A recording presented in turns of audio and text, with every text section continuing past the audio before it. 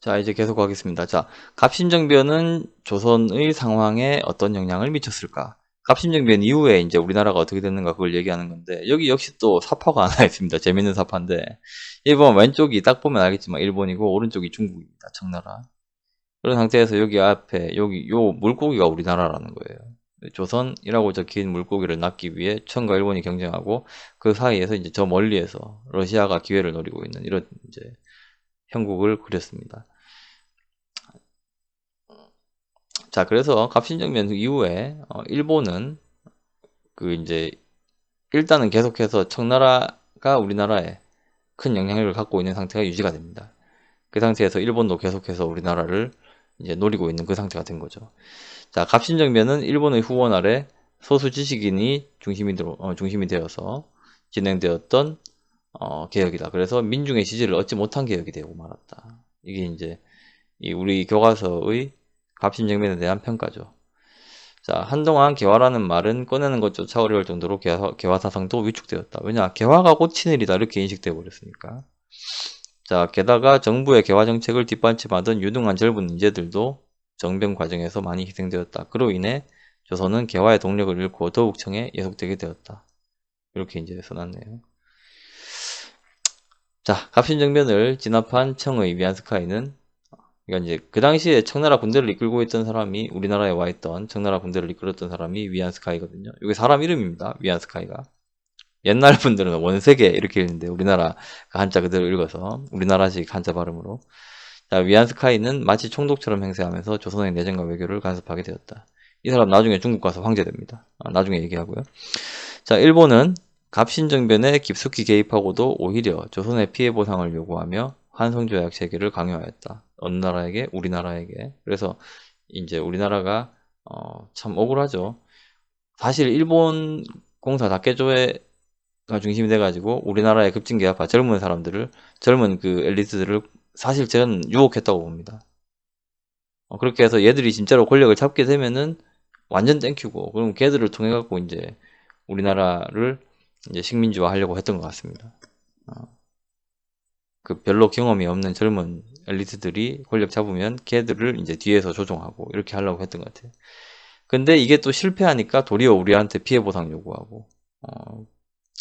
그러니까 이런 거 보면, 예, 제가 보기에는 이 과거의 이 오명을 지우기 위해서라도 일본은 지금이라도, 일본 정부는 지금이라도 좀 신의 있는 외교를 할 필요가 있습니다. 과거사에 대해서 반성하고, 그렇지 않으면은 여기에서 계속해서 그 역사가 그들의 외교의 발목을 잡을 겁니다. 자, 계속 가겠습니다. 자, 이어서 청과 텐진 조약을 맺어 청과 일본은 조선에서 군대를 철수하고 장래 조선에 파병할 때는 사전에 문서로 서로 알린다라고 약속을 하게 됩니다. 자, 그렇게 해서 드디어 우리나라에 외국 군대가 이제 물러가게 됐습니다. 청나라 군대, 일본 군대 전부 다 이제 철수하고 서 있죠, 그죠? 약 한 10년 정도, 한 9년, 10년 정도, 9년 정도 되겠네요. 9년, 10년 정도. 그 나중에 그 우리나라 동학농민운동 터졌을 때 1894년에 그 청나라 군대, 일본 군대가 우리나라에 들어오거든요, 다시. 그러니까 약 한 10년 정도 이제 양국의 군대가 물러가는 그런 시기가 이제 왔습니다. 자, 이때 자, 갑신정변 이후 일단 요거 좀 하고 갈게요. 자, 빈칸 채웁시다. 자, 갑신정변의 영향, 개화 사상이 위축되고 개화 세력이 약화되고 청의 내정 간섭이 심화된다. 아시겠죠? 자, 그리고 조선은 일본과 무슨 제약을 체결했다? 조선은 일본과 한성조약. 알겠죠? 일본의 강요에 의해서. 자, 그리고 청과 일본은 무슨 조약을 체결한다? 텐진 조약입니다. 텐진 조약. 요거 아닌 것 같습니다. 요건 아닌 것 같아요. 요거가 맞는 겁니다. 1885년에 맺은 거, 텐진 조약. 알겠죠? 텐진 조약은 1885년이다. 자, 그리고 이제 거문조 사건 해가지고 고종이 청 견제를 위해 러시아와 접촉, 요게 나오는 건데, 요게 이제 요 밑에 나온 내용입니다. 자, 갑시다. 자, 영국은 왜 거문도를 점령했을까? 여기 보면 이제 지도가 나오는데, 그 갑신정변 이후에 그 우리나라 정부가 러시아하고 같이 이제 관계를 맺으려고 합니다. 왜냐하면 자 봅시다. 갑신정변 이후 청의 간섭이 더욱 심화되자 고종은 러시아를 끌어들여 청을 견제하려고 하였다. 그 이유는 아시겠죠, 이제? 자, 그러자 근데 이게 어떤 알 수 없는 예측하지 못한 나비 효과라 불러서 세계 도처에서 그 당시에 러시아하고 맞서고 있던 게 영국이었거든요. 저 막 여기 중앙아시아 전선 여기서도 막 같이 싸우고 있었거든요.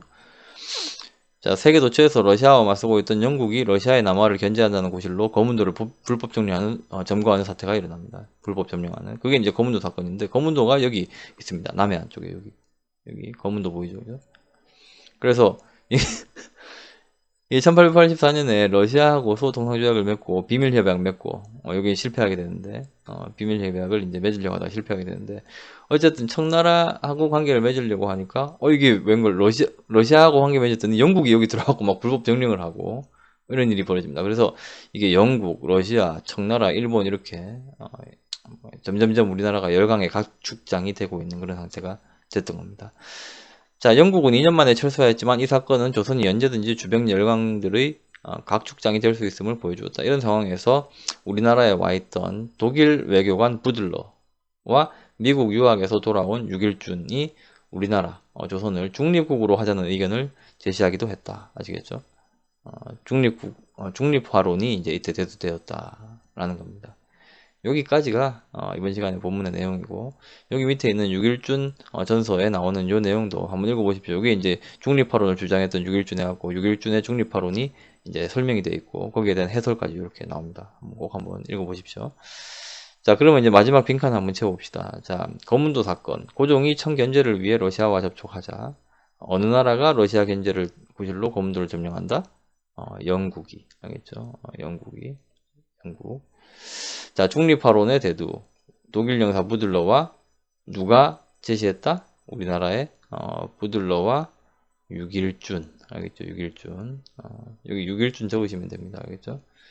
자, 여기까지가 이번 시간에 본문 내용이가 이제 형성평가로 넘어가겠습니다. 다음이 이제 여기 몇 페이지입니까? 여기 111페이지죠? 111페이지로 갑시다.